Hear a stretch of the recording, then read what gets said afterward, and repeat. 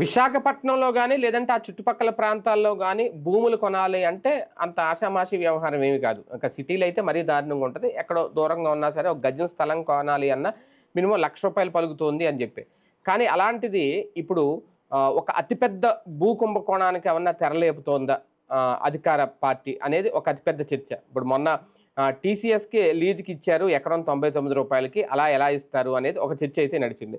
అయితే ఇప్పుడు అంటే ముందు ఒక్కళ్ళకి ఒక అతిపెద్ద ఒక సాఫ్ట్‌వేర్ ఇండస్ట్రీకో, ఒక అతిపెద్ద కంపెనీకి ఇచ్చి తర్వాత తమ అనుయాయులకో లేదంటే బినామీలకో తమకు కావాల్సిన వారికి ఇంకా తక్కువకి ఇప్పుడు తాజాగా ఇదే వీళ్ళు రేజ్ చేస్తున్న పాయింట్ ఉర్సా ఐటీ కంపెనీకి ఎకరం ₹59 ఇవ్వడానికి రెడీ అవుతున్నారు అనేది. ఇంకా అయితే ఇవ్వలేదు, రెడీ అవుతున్నారు. ఆ దిశగా నిర్ణయాలు తీసుకోబోతున్నారు. అంటే విశాఖపట్నంలో భూమి అంత చీప్ అయిపోద్దా? ఓకే, వీళ్ళు నిజంగా ఇస్తారా లేదా లేదు అంటే ఇది వైసీపీ ఆరోపణ అనే విషయం ఒకటి, అది పక్కన పెడితే నిజంగా అంత తక్కువ ధరలకి భూములు విశాఖలో ఉన్నాయా? ఎందుకంటే ముంబై తర్వాత ఆర్థిక రాజధాని ఆంధ్రప్రదేశ్లో విశాఖ అని చెప్పుకుంటుంటే అంత తగ్గిపోతున్నాయి ధరలు, తగ్గించేస్తున్నారా? ఇదే అంశం మీద చర్చించే ప్రయత్నం చేద్దాం. సార్, నిజంగా ఒక అతిపెద్ద భూ కుంభకోణానికి ఏమన్నా తెరలేపుతున్నారా, లేదంటే ఇదొక వైసీపీ చేస్తున్న రాజకీయం అనుకోవాలా? నిజంగా ఒక కంపెనీకి అయితే ఓకే, ఇక వరుసగా ఇలాగ ప్రతిదీ ఈ రేటుకే రేపు పొద్దున అన్ని కంపెనీలకు ఇచ్చుకుంటా పోతే ఇంక విశాఖలో భూమి పరిస్థితి ఏంటి? బేసిక్గా ఒకటి ప్రజల ఆలోచన ధోరణి బట్టి ఉంటుంది. ప్రజల ఆలోచన ఎట్లా ఉంది? మన పిల్లలకు ఉద్యోగం కావాలి, ఉద్యోగం కావాలంటే కంపెనీ కావాలి, కంపెనీ కావాలంటే ప్రభుత్వం తక్కువకి ఇస్తేనే వస్తాయి కంపెనీలు. ఈ విధానం మనకి గత 30 ఏళ్లలో మన ఆలోచన ధోరణి మారిపోయింది. అంతకుముందు ఉన్నటువంటి ఆలోచన వేరు, ఇప్పుడు ఆలోచన వేరు. ఇప్పుడు ఫర్ ఎగ్జాంపుల్ ఇదివరకటి రోజుల్లో ఒక 20 ఎకరాలు అన్నారు అనుకోండి, ఏంది ఆడేవాడికి 20 ఎకరాలు ఇచ్చేది, రూపాయికి ఇచ్చేది. 20 ఎకరాలు మనం సరిగ్గా మంచి పంట వేసుకున్నామంటే ఏడాదికి ₹1,00,000 వేసుకుంటే 20 లక్షలు, ఇదే ఏడాదికి 3 పంటలు పడినాయి అంటే కనుక ₹3,00,000 లెక్క వేసుకుంటే 23లో 60 లక్షలు డబ్బులు వస్తాయి మనకి. 60 లక్షలతో మనం దాంట్లో పనిచేసే కూలీలు కానీ వీళ్ళందరూ వేసుకున్న 100 కుటుంబాలు బతుకుతాయి. 100 కుటుంబాలు లెక్కేసుకుంటే కుటుంబానికి 4 లెక్కన వేసుకుంటే 4,000 మంది ఇక్కడ బతికేస్తారు మనకి అని లెక్కేస్తారు. అప్పుడు 400 మంది అంటే 400, 100 × 4 400 మంది బతుకుతారు అని అప్పుడు లెక్కలు వేసుకునేవాళ్ళు. ఇది ఆనాటి ఆలోచన. అప్పుడు భూములు ఇవ్వమంటే ఇచ్చేవాళ్ళు కాదు, భూమిని ఒక తల్లిలాగా చూసేవాళ్ళు, ఒక సంపదలాగా చూసేవాళ్ళు. ఒక ఇంట్లో గోమాతని కానీ భూమిని కానీ అమ్మేవాళ్ళు కాదు, ఈవెన్ ఒట్టిపోయిన గేదెలను కూడా చూసుకునేవాళ్ళు. అప్పుడు 20-25 ఏళ్ల క్రితం అనుబంధం ఎక్కువ ఉండేది భూమితో కానిది. తర్వాత కాలంలో చంద్రబాబు గారు అప్పుడు సీఎం అయిన కొత్తల్లో ప్రారంభించినటువంటి విధానం నుంచి సైకలాజికల్గా మన కండిషన్ మారిపోయింది. బాబు గారు ప్రజల ఆలోచనని మార్చేశారు. ఎలాగా? ఏమయ్యా మొత్తం వ్యవసాయం మీద ఆధారపడితే ఎట్ట బతుకుతావు నువ్వు? ఆ పంటలు కష్టం వస్తుంది, వరదలు వస్తాయి, తుఫాన్లు వస్తాయి, గిట్టుబాటు ధర రాదు, తెగుళ్ళు వస్తాయి, వీటన్నిటి మధ్య నువ్వు నలిగిపోతూ ఉంటావు. ఇప్పటికి ఎన్నో తరాల నుంచి నువ్వు నలుగుతున్నావు కదా, ఎందుకు నీ బిడ్డలను కూడా అట్ట చేయడం? నీకు 3 పిల్లలు ఉన్నారనుకో, ఒక పిల్లలనేమో వ్యవసాయంలో ఉంచుకో, ఇంకొక పిల్లల్ని వచ్చినేమో ఐటీ చదివిచ్చు, ఇంకో పిల్లలు తీసుకొచ్చి డాక్టర్ చదివిచ్చు, లేకపోతే ఇంకొక ఉద్యోగం చేయించు అని చెప్పారు. ఎందుకు ఇట్లా దండగ పనులు చేస్తారని. దండగ పనులు చేస్తారు అన్న మాటను పట్టుకుని రాజశేఖర రెడ్డి ఏం చేశాడు? వ్యవసాయం దండగంటావా చంద్రబాబు అని దాన్ని డైవర్ట్ చేశాడు. రాజకీయం నడిచింది. అయినా పబ్లిక్ ఏమైంది? అట్లాగా తమ బిడ్డల్ని ఇట్లాగా ఉద్యోగాలకు పంపించడం ప్రారంభించారు. అలా ఉద్యోగాలకు వెళ్ళిపోయినటువంటి తరంతో ఏమైపోయింది? పల్లె ప్రాంతాల్లో ఈ తమ బిడ్డలందరూ కూడా హైదరాబాద్కో, చెన్నైకో, బెంగళూరుకో వెళ్ళిపోయారు. వాళ్ళు ఇప్పుడు ఒక ఫ్లాట్ కొనుక్కునినో లగ్జూరియస్ కాదు, ఓ రకంగా మిడిల్ క్లాస్, అబో మిడిల్ క్లాస్. ఇదివరకు వీళ్ళకి మళ్ళీ రూపాయి తగ్గితే ఎత్తుక్కునే పరిస్థితి లేదు ఇప్పుడు వాళ్ళ బిడ్డలకి. అంతే కదా? ఓ రైతుతో కంపేర్ చేస్తే రైతుకి వాళ్ళకి కూడా బ్యాంకు లోను ఈ గందరగోళం ఉంటుంది. వాళ్ళకి ఆ ప్రాబ్లం లేదు, అవసరమైతే పర్సనల్ లోన్ అయినా వస్తుంది. వాళ్ళు సెటిల్ అయిపోయారు. తమతో పోల్చుకుంటే తమ బిడ్డలు సెటిల్ అయ్యారు. ఇదివరకు ఈ రైతు 10 మందికి పని ఇచ్చేవాడు, ఈ బిడ్డ వేరే వాళ్ళ దగ్గర పనికి వెళ్ళాడు. కానీ పనికి వెళ్ళినా అక్కడ గౌరవం ఉంటుంది కాబట్టి అట్లా వెళ్ళిపోయారు. ఇక ఆ తరం వరకు వ్యవసాయం చేసుకున్నారు వాళ్ళు. ఇక ఒక స్టేజ్కి వచ్చేసిన తర్వాత ఏమైపోయింది? ఈ రైతులందరూ కూడా తమ పనిని మానేశారు, ఓపిక అయిపోయింది. ఈ కూలీలు దొరకట్లా గ్రౌండ్ లెవెల్లో. ఇలాంటి స్టేజీలో భూములు ఇచ్చేశారు అమరావతికి. ఎందుకని? అమరావతిలో 70-80% భూములు ఏవైతే ఇవ్వబడ్డాయో వాళ్ళు వ్యవసాయం చెయ్యట్లా, లీజులకు ఇచ్చుకున్న భూములు అయ్యి, కౌలుకి ఇచ్చుకున్న భూములు అనమాట. అట్లా ఇచ్చేశారు. అదే వాతావరణం ఇప్పుడు ఇక్కడ కూడా జరుగుతుంది. ప్రభుత్వాలకు కూడా పరిశ్రమలకు భూములు ఇవ్వడానికి ప్రజలు తప్పుపట్టట్లా. దాని కుంభకోణాలని ప్రతిపక్షాలు ఆరోపిస్తుంటే ప్రతిసారి కూడా, ఇదివరకు చంద్రబాబు ఆరోపించలేదా? అదానికి దోచి పెడుతున్నారా లేకపోతే అంబానీకి దోచి పెడుతున్నారని వీళ్ళు మాట్లాడలేదా? వీళ్ళు ఇచ్చారు కదా పరిశ్రమలకి. కాకపోతే ఇంత చీఫ్ కాదు, ఇంత డెడ్ చీఫ్ కాదు, ఇంత డెడ్ చీఫ్ కాదు. వాళ్ళు ఇచ్చారు, ₹1,00,00,000 ఉండేదాన్ని 50 లక్షలకు 60 లక్షలకు ఇచ్చేవాళ్ళు. అదే కదా. వాళ్ళు కొంచెం మొహమాట పడతారు కరప్షన్ చేసే దాంట్లో, తినరని చెప్పను. వాళ్ళు కొంత మొహమాట పడతారు కొత్తగా అధికారంలోకి వచ్చారు కాబట్టి. వీళ్ళు దశాబ్దాలుగా అధికారం అలవాటు అయినటువంటి వాళ్ళు కాబట్టి పెద్దగా మొహమాట పడరు. పబ్లిక్ నెట్ట కన్విన్స్ చేసుకోవాలి, వీళ్ళకి తెలుసు. కన్విన్స్ చేయడానికి, నేరేటివ్ థింకింగ్ క్రియేట్ చేయడానికి వీళ్ళ పత్రికలు ఉంటాయి, వీళ్ళ సోషల్ మీడియా ఉంటుంది. ఇంకేం బాధ? టీసీఎస్ అనే ఉన్న అడుక్కు తినే సంస్థ, వాళ్ళకి అంత చీఫ్గా ఇవ్వడానికి అడిగారా పోనీ? ఇంకోటి టీసీఎస్, ఇన్ఫోసిస్ మొన్న పెట్టింది కదా, దానికి ఏమన్నా జగన్మోహన్ రెడ్డి ఫ్రీగా ఇచ్చాడే ఏంది భూమి? భూమి ఏమి ఫ్రీగా ఏమి ఇవ్వలేదుగా ఇన్ఫోసిస్కి. అసలు ప్రభుత్వం బెనిఫిట్స్ ఏమున్నాయి అందులో ఓ రకంగా చెప్పాలంటే? వాడు ఎందుకు పెట్టాడు? ఒక్కసారి నా వీడియోలు ఫాలో అయ్యే వాళ్ళకి 1.5 ఏళ్ల నుంచి మొత్తుకుంటున్నాను నేను. 2 టైర్ సిటీకి సాఫ్ట్వేర్ కంపెనీలు వచ్చేస్తున్నాయి. 2 టైర్ సిటీ అంటే మన వైజాగ్ రాబోతున్నాయి. ఎందుకంటే బాంబే, చెన్నై, హైదరాబాదు, బెంగళూరు, కోల్కతా ఇట్లాంటి ప్రధాన నగరాల్లో పనిచేస్తే ఇదివరకటి రోజుల్లో అక్కడ 50,000 ఇస్తే గ్రేట్, తర్వాత 1,00,000 ఇస్తే గ్రేట్. ఇప్పుడు 2 లక్షలు ఇచ్చినా ఆఫ్టర్ ఆల్. ఎందుకంటే అక్కడ నిర్వహణ ఖర్చులు పెరిగిపోయినాయి. కార్లు వాడాలా, పెట్రోల్ డీజిల్ వాడాలా, పొల్యూషను, ప్లస్ మన బెజవాడలో 30,000 బతికినట్టు హైదరాబాద్లో 1,00,000 బతుకుతాడు, అంతే తేడా ఏం లేదు.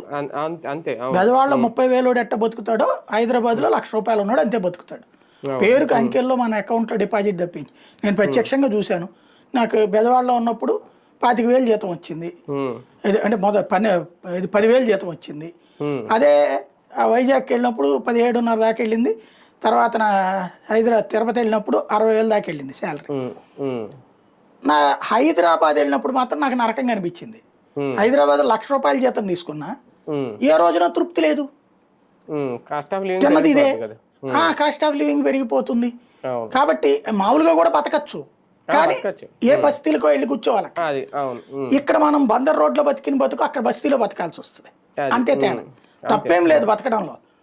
నేను అందుకని బస్తీలోనే తీసుకున్నా అక్కడ ఇల్లు. నాలాంటి వాడు సర్దుకున్నాం, కానీ మిగతా వాళ్ళు సర్దుకోరు కదా.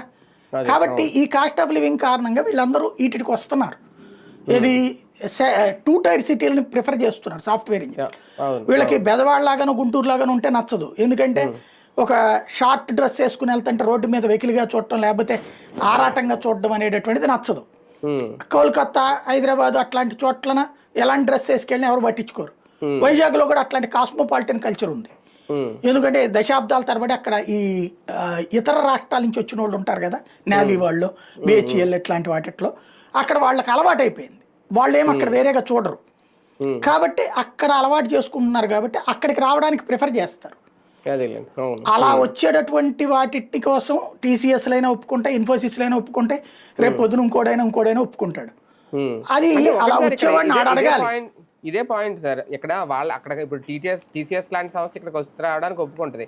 అలాగని చెప్పి వాళ్ళు 99 పైసలకు రూపాయికి ₹10 ఏమని అడగరు కదా. అప్పుడు ఇంకా డిమాండ్ పెరుగుతుంది కదా భూమిది. నేను ఎందుకు అంటున్నానంటే సార్, వాస్తవానికి వైజాగ్ అనే కాన్సెప్ట్ గతంలో లేదు. ఎందుకంటే ఇంతకుముందు చంద్రబాబు గారు అధికారంలో ఉన్నప్పుడు ఒక కియాకి ఎక్కడో అనంతపురం అవతల ఇచ్చారు, లేదంటే శ్రీ సిటీ అనేది ఎక్కడ పెట్టారు? శ్రీ సిటీ చంద్రబాబు గారిది కాదు, రాజశేఖర రెడ్డి టైంది. అదే అండి, అది ఎక్కడ పెట్టారు?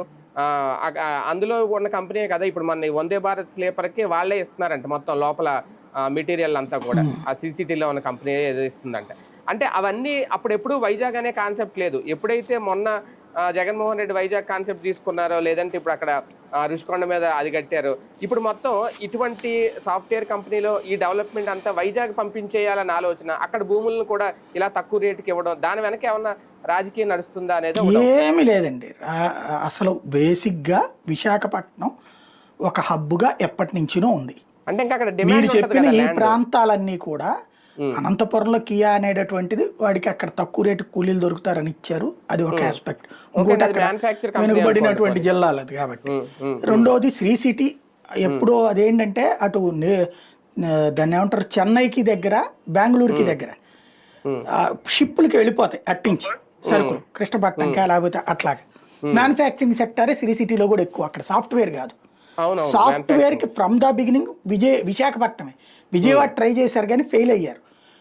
రాజశేఖర్ రెడ్డి ముఖ్యమంత్రిగా ఉన్నప్పుడు 2004 సంవత్సరంలో రాష్ట్ర విభజన నినాదం తెర మీదకి వచ్చినటువంటి సందర్భంలో ఎప్పుడైతే ఇక తనకు అర్థమైపోయింది, అంటే తను ఎంత ఆపుతాడు, తను ఉన్నంత వరకు ఆపగలుగుతాడు కానీ రాష్ట్ర విభజన జరుగుతుంది, ఈ లోపుగా ఈ ప్రాంతాలు డెవలప్ కావాలని అప్పుడు తీసుకొచ్చినటువంటి అనేక సంస్కరణలో భాగం విశాఖకి సంబంధించినటువంటి ప్రణాళిక. కొండల మీద సాఫ్ట్వేర్ కంపెనీలు అప్పుడే వచ్చేసినాయి రాజశేఖర రెడ్డి టైంలోనే. కొండలు ఇప్పుడు చంద్రబాబు గారి టైంలో ఫిల్మ్ ఇండస్ట్రీకి ఇచ్చారు సురేష్ బాబు వాళ్ళకి, ఋషికొండ దగ్గరలో. అదే ఏరియాలో ఐటీ హబ్ ఎప్పుడో వచ్చింది రాజశేఖర రెడ్డి టైంలోనే. నేనే స్వయంగా వెళ్ళి కవర్ చేశా అక్కడ ఆ కొండల పైన. అంతకుముందు చంద్రబాబు నాయుడు గారి టైంలో కూడా ప్రపోజల్ వచ్చింది. ముందు ఫిల్మ్ దీనికి ఇచ్చారు, బాబు గారి టైంలో కూడా 1-2 ఇండస్ట్రీస్ వచ్చినాయి. రాజశేఖర రెడ్డి దాన్ని ఒక యుద్ధం లాగా చేశాడు అక్కడ. ఎందుకంటే నాకు బాగా గుర్తు, అక్కడ అడవి లాంటి ప్రాంతం, అదంతా కొండలు అడవి లాంటి ప్రాంతం అయ్యేటప్పటికి చిరుత పులులు వచ్చి ఈ వీళ్ళని లాక్కుపోయాయి కూలీలు. అలా లాక్కుపోయి 2 చచ్చిపోయారు. అప్పుడు నేనే కవర్ చేశావి, ఆ కొండలపైకి కూడా ఎక్కా అవన్నీ. మీరు ఆ కైలాసగిరి దాటాక ఆ భీమిలి వెళ్ళే రూట్లో 4-5 కొండలు ఉంటాయి. అక్కడ ఎప్పుడో సాఫ్ట్వేర్ రోడ్డు పైకి వచ్చేసిన, కొండపైకి రోడ్లు వచ్చినాయి. అప్పట్లో కొన్ని ఈ సాఫ్ట్వేర్ కంపెనీలు ఇనాగరేషన్ కూడా వెళ్ళాను నేను అప్పుడు. నేను వైజాగ్లో చేసినప్పుడు రాజశేఖర రెడ్డి సీఎంగా ఉన్నాడు అప్పుడు, వెళ్ళున్నప్పుడు. కాబట్టి సాఫ్ట్వేర్ కంపెనీలు అప్పుడే ఉన్నాయి. సాఫ్ట్వేర్ వాళ్ళు ఎప్పుడు కూడా హైదరాబాద్ తర్వాత సెకండ్ ప్రయారిటీ వైజాగ్ పెట్టుకున్నారు అప్పటి నుంచి. రాజశేఖర రెడ్డి దాన్ని ప్రోత్సహించాడు అప్పుడు. అయితే ఇంత చీఫ్ కాదు, రేట్లు 25 లక్షలు 50 లక్షలు పెట్టాడు. అదే సందర్భంలో చంద్రబాబు నాయుడు అంతకు ముందు తక్కువకే ఇచ్చాడు, తర్వాతన ఇప్పుడు ఇంకా తక్కువకి ఇస్తున్నారు, నడుస్తోంది. దీన్ని పబ్లిక్ తప్పుబట్టరు నాకు తెలిసి, దీన్ని కుంభకోణం అని కూడా ఫీల్ అవ్వరు.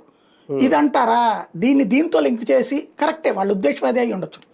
టీసీఎస్కి ఇవ్వడానికి తప్పుబట్టరు, మిగతా సంస్థలకు ఇవ్వడం అంటారా, వీళ్ళు వార్త రాశారు కాబట్టి ఆపచ్చేమో.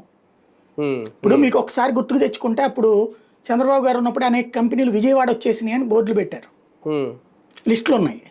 తర్వాత ఆ కంపెనీలు ఏమైనా కనబడలా. రేపైనా ఈ భూములు తీసుకుంది, ఇప్పుడు ఎక్కడ ఎందుకు లూలు వాళ్ళు వచ్చారండి అప్పుడు, ఇప్పుడు లూలు వాడికి ఇస్తున్నారు భూమి. నా దృష్టిలో తప్పు, వీళ్ళకి తక్కువకి ఇవ్వడమైనా తప్పే, 99 పైసలకి.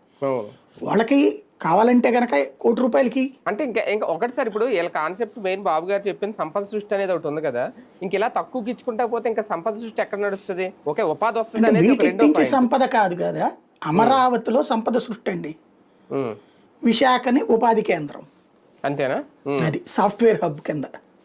అంటే సాఫ్ట్వేర్ కంపెనీలు అన్ని ఇంకా ఇప్పుడు విశాఖ క్యూ కొడతాయి మీకు. ఒకందుకు మంచిదే, ఇప్పుడు ఇది జరిగింది అనుకోండి, ఇన్ఫోసిస్ వాళ్ళకి ఇచ్చారు, ఈ విషయం తెలిస్తే సరే వీళ్ళు చెప్పినట్టు కొన్ని బోగస్ కంపెనీలు కూడా రావచ్చు, కానీ ప్రధాన సాఫ్ట్వేర్ కంపెనీలు రావచ్చుగా.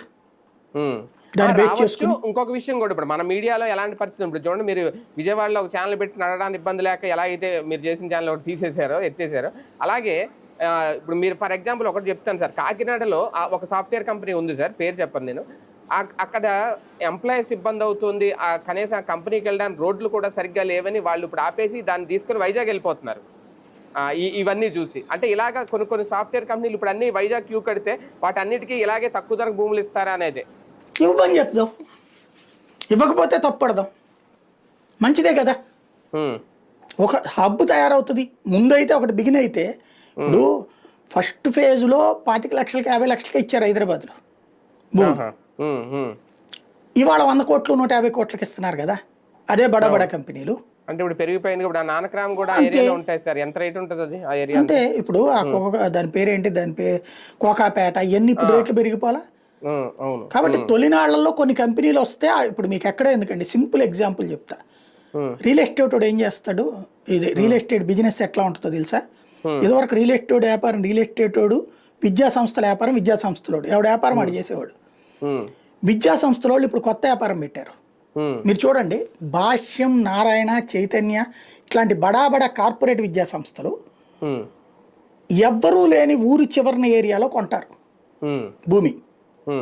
అక్కడ 10 లక్షలు 5 లక్షలకో కొంటారు. రైతులు కూడా తమ ఏరియాలో భూముల్లో విద్యా సంస్థ పెడుతున్నారు కదా అని తక్కువ రేటుకి ఇచ్చేస్తారు. వాళ్ళ పిల్లలకి ఏదో ఫెసిలిటీ ఉంటుంది, ప్లస్ అక్కడ మా వాడిని కొంచెం మీ కాలేజీలో పెట్టుకోండి అయ్యా అని చెప్తారు, ఇచ్చేస్తారు. వీళ్ళు ఏం చేస్తున్నారు, ముందు ఒక 10 ఎకరాలు అట్లాగా కొని ఇన్స్టిట్యూట్ బిగిన్ చేస్తారు. కూల్గా ఈ 10 ఎకరాలతో పాటు చుట్టూ ఒక 500-1000 ఎకరాలు కొనేస్తున్నారు వీళ్ళు. కొనేసి నిదానంగా ఈ స్కూల్ బిగిన్ అవుతుంది కదా, కాలేజీను ఇవన్నీ బ్రాండెడ్ కదా, ఈ బ్రాండెడ్ విద్యా సంస్థ ఉన్న చోట ఆటోమేటిక్గా రేటు పెరుగుతుంది. స్కూల్ పూర్తయ్యే టైంకి, స్కూలో కాలేజీను పూర్తయ్యే టైంకి వీళ్ళు అప్పుడు 10 లక్షలు కొన్నది ₹1 కోటి అవుతుంది. వీళ్ళే అమ్ముతారు 3 వంతులు, 1 వంతు ఉంచుకుంటారు వీళ్ళ దగ్గర ఫ్యూచర్ కోసం. వీళ్ళే 3 వంతులు అమ్మేసేసి ఆ డబ్బులతో ఈ స్కూల్ బిల్డింగ్ కాస్ట్ సరిపోతుంది. ఇది ప్రైవేట్ విద్యా సంస్థలు చేస్తున్న జిమ్మిక్కు. బడా విద్యా సంస్థలన్నీ మీరు ఎక్కడ బెజవాడ గుంటూరులోనే చూసాను నేను బోల్డ్ అని స్కూళ్ళు అట్టగా.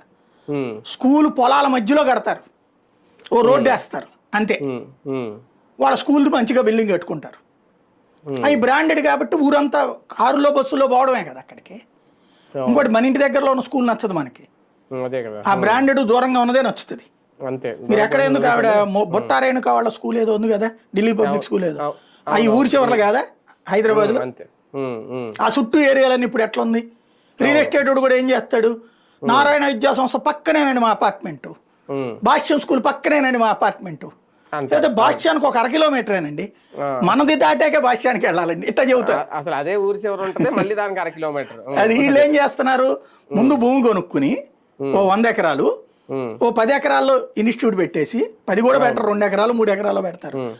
ఇందులో 50-60 ఎకరాలు వీళ్ళకి ఇస్తారు, రియల్ ఎస్టేట్ వాళ్ళకి అమ్ముతారు. రియల్ ఎస్టేట్ అపార్ట్మెంట్లు ఫ్లాట్లు వేస్తారు. ఈ మధ్యన కొత్త కల్చర్ ఏంటంటే, తల్లిదండ్రులు ఈ కార్లు వచ్చేసినాయి కదా కల్చరు, దాన్ని ఏమంటారు, hi fi HIG batch, highly income group.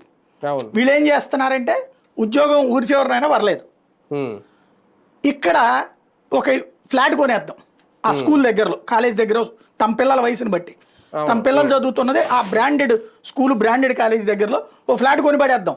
ఇప్పుడు అంతా ఈజీ కదా. ఈ భార్య అక్కడ ఉంటుంటది, ఎట్లాగో ఇంట్లో పని వాళ్ళే కదా వండి పెట్టేది, వంట మనుషులే కదా, భార్య అక్కడ ఉంటది. లేదా భార్య భర్త కలిసి ఇక్కడ ఉద్యోగం చేస్తున్నారు అనుకోండి, వీళ్ళకి ఇప్పుడు ఇదివరకు అయితే కనుక వృద్ధుల్ని నిరాధారణంగా ఉంచేవాళ్ళు, ఇప్పుడు పల్లెటూరులో ఉన్న వాళ్ళ అమ్మ నాన్నని పట్టుకొచ్చి పిల్లల్ని చూసుకోవడానికి ఇక్కడ వదిలిపెడుతున్నారు. వీళ్ళకు మంచి ఫ్లాట్ ఇచ్చినట్టు ఉంటది, మా అమ్మ నాన్నలు చూసుకున్నాం అన్నట్టు ఉంటది, ఈ పిల్లలకి కాస్త సరిగ్గా ఉండి పెట్టేది ఉంటది టైంకి.